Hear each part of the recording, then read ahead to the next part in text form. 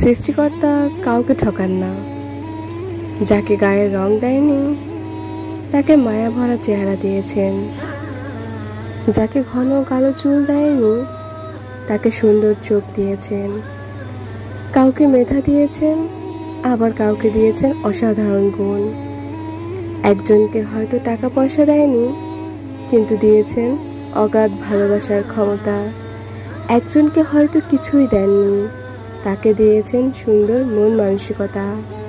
কাউকে দিয়েছেন অসীম ধৈর্য, সকল পরিস্থিতি মেনে নেওয়ার অসাধারণ ক্ষমতা। আবার কাউকে কিছুই না দিয়ে দিয়েছেন মানসিক শান্তি। সৃষ্টিকর্তা কাউকে ঠকান না, একদিন দিয়ে ঠিক পূরণ করে দেন।